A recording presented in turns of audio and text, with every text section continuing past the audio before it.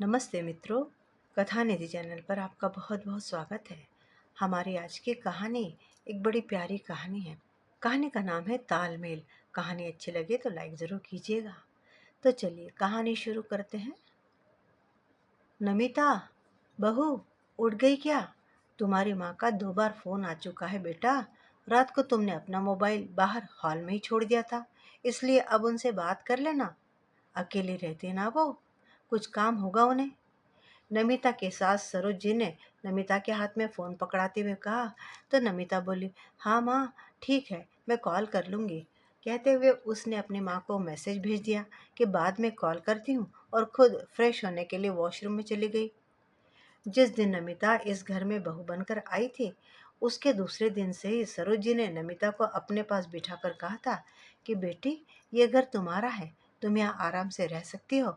मैं भी यहाँ बहू बनकर ही आई थी और तुम भी बहू बनकर आई हो। इसका मतलब इस घर में बहुएं रहेंगी, सास के लिए कोई जगह नहीं है। मेरी बेटी और एक छोटा सा नाती है जो विदेश में है, इसलिए अब मेरी आंखों के सामने तो तू ही मेरी बेटी है। देख बेटा, तू भी नौकरी करने के लिए जाती है, इसलिए सिर्फ अपने कामों पर ध्यान दिया कर। वैसे भी अपने घर में सबको घर के काम करने आते हैं। तुम्हारे ससुर जी भी सब्जियां स्वादिष्ट बनाते हैं। क्योंकि हम दोनों ही नौकरी करते थे, इसलिए घर का काम भी मिलकर कर लेते थे। आज हम रिटायर हो गए हैं तो आराम की ज़िंदगी जी रहे हैं, इसलिए तुम दोनों पति पत्नी भी हमेशा मिलकर रहना बेटी। सरोज की बातों को सुनकर नमिता को एक अपनापन महसूस हुआ था, जिससे उसे कभी लगा ही नहीं कि वह एक नए घर में आई है। उसका पति राजीव भी यही कहता कि नमिता, मेरे माता पिता के समान लोग बहुत ही कम मिलेंगे। मैं बचपन से देखता आ रहा हूँ, हमारे घर में तनाव का माहौल कभी हुआ ही नहीं, बल्कि हमेशा खुशी का वातावरण रहता है मेरे घर में। माता पिता दोनों ही आपस में बातें करते हुए मिलकर काम कर लेते थे। डिनर टेबल पर हम लोग साथ बैठकर ही दिन भर की अपनी क्रियाकलापों को आपस में बांटते थे। आज हम जो कुछ भी है वो उनके कारण ही तो है, इसलिए प्लीज़ तुम भी हमेशा उनकी बेटी बनकर ही रहना। इस तरह से उन सब की बातें सुनकर नमिता को बहुत आश्चर्य होता कि इतने अच्छे लोग तो बहुत कम परिवारों में देखने को मिलते हैं, क्योंकि उसका खुद का परिवार ही उसकी माँ के कारण बिखरा हुआ था। वो अपने आप को बहुत खुश नसीब मान रही थी कि इस परिवार में शादी करके आई है। सोचते सोचते नमिता ने अपनी माँ के पास फ़ोन मिलाया। हेलो माँ। अच्छा, महारानी को अब फुर्सत मिली है मुझसे बात करने की। फ़ोन उठाते ही नमिता की माँ ललिता जी शुरू हो गई।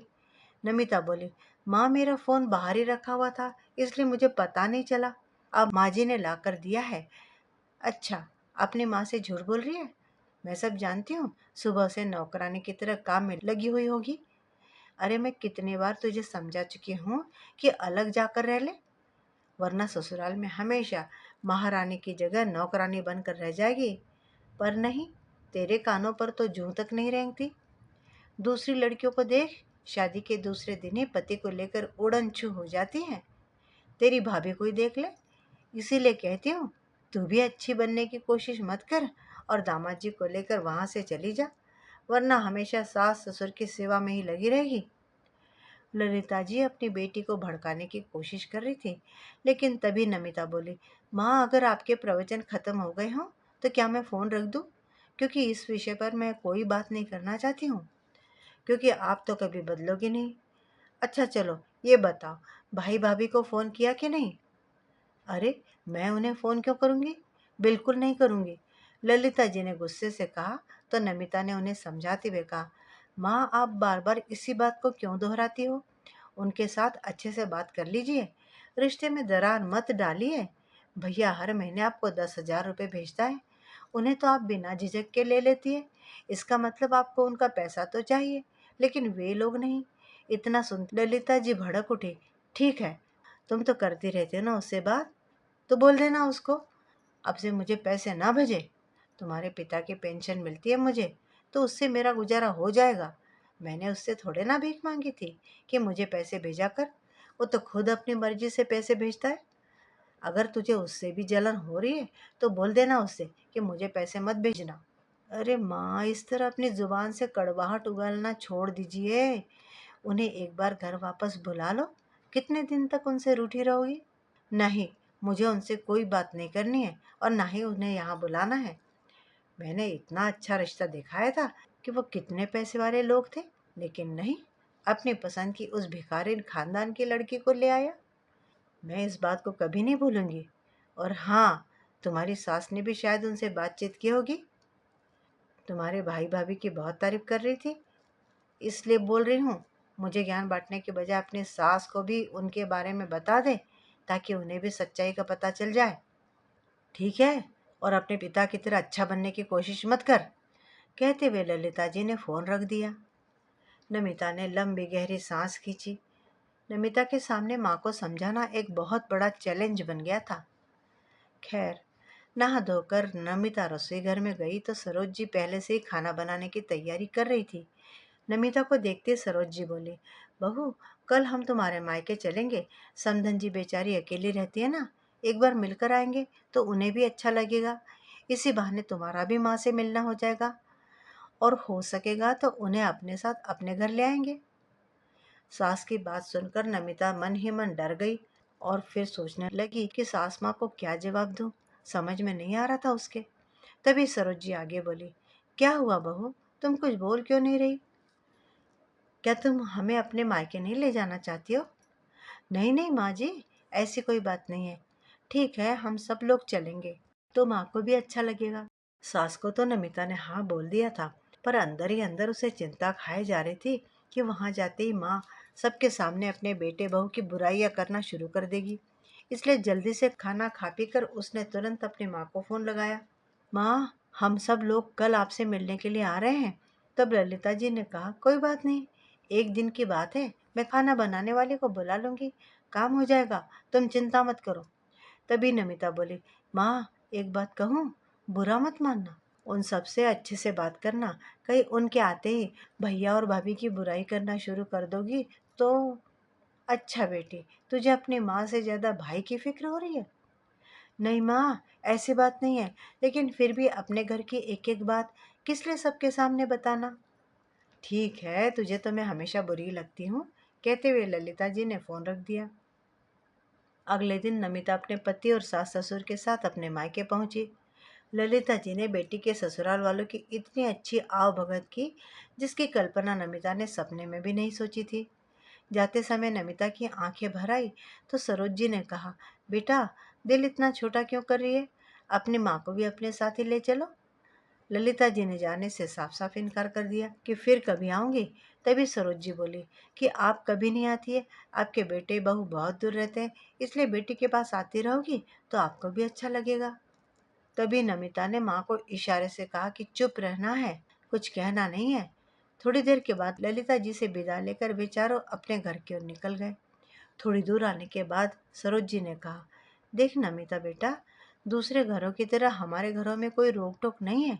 सब लोग आराम से अपनी मर्जी से काम कर लेते हैं। इसलिए तुम राजीव को लेकर हर रविवार को अपनी माँ से मिलने आ जाया करो।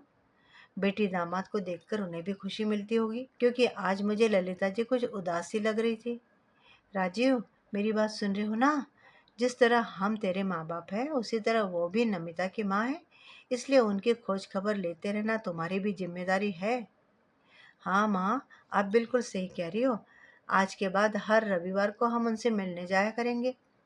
राजीव ने भी हामी भरते हुए कहा। तो उनकी बातें सुनकर नमिता की आंखें भर आई। कुछ देर बाद ही सब लोग घर पहुंच गए। अगले दिन नमिता ऑफिस जाने के लिए तैयार हो ही रही थी कि तभी उसकी माँ का फोन आ गया। उसने फोन उठाया ही था कि दूसरी तरफ से माँ के रोने की आवाज़ सुनाई दी। नमिता घबरा गई, पूछने लगी, क्या हुआ माँ, आप रो क्यों रही हो? बेटा, कल रात को घर में चोरी हो गई है। चोर सारे गहने और पैसे लेकर भाग गए हैं। इस कॉलोनी में और भी घरों में चोरी हुई है। सब ने मिलकर पुलिस कंप्लेंट दर्ज कर दी है। तुम सब जल्दी से आ जाओ। ये सुनते ही नमिता की भी आंखें भर आई। उसने कहा, तुम चिंता मत करो माँ, हम सब बस अभी आ रहे हैं। उसने फोन रखकर जैसे ही सबको बताया तो सब लोग अगले 1 घंटे में नमिता के घर पहुंच गए। उन्हें देखते ही ललिता जी भागकर नमिता के पास पहुंची और उसे गले लगाकर जोर जोर से रोने लग गई। राजीव और उसके पिताजी ने आसपास के लोगों से बातचीत की तो पता चला कि एक दो घरों में और भी चोरी हुई थी। नमिता के साथ ही उसके घर के सब लोग ललिता जी को लेकर अपने घर आ गए। सरोज ने ललिता जी को समझाते हुए कहा, कोई बात नहीं बहन जी, आप चिंता मत कीजिए, पैसा का क्या है, पैसा और हो जाएगा, आप सही सलामत है, यही बहुत है। ललिता जी को बेटी के घर में रहते हुए 1 सप्ताह हो गया था। वहाँ सास ससुर और पति का नमिता के प्रति इतना प्यार देखकर उन्हें लग रहा था कि वो किस अलग दुनिया में आ गई है। ये लोग सब कितने सुकून से रहते हैं। यहाँ इस घर में हर पल खुशी का वातावरण रहता है। वो सोच रही थी कि तभी उनका ध्यान सरोज जी की ओर गया, जो अकेले ही बालकनी में बैठी हुई थी। तब वो भी उनके पास जाकर बैठ गई। थोड़ी देर इधर उधर की बातें करने के बाद में सरोज जी बोली, आपको पुलिस से कोई खबर मिली कि नहीं? अरे नहीं बहन जी, एक बार जो चीज़ चोरी हो जाती है वो वापस कहाँ मिल पाती है। बेटा रुपए भेजता था, उन्हें जमा करके मैंने 1 लाख रुपए जमा कर लिए थे। सरोज जी बोली, आपको उन पैसों को बैंक में जमा करवाना चाहिए था। इतने पैसे कोई घर में रखता है भला?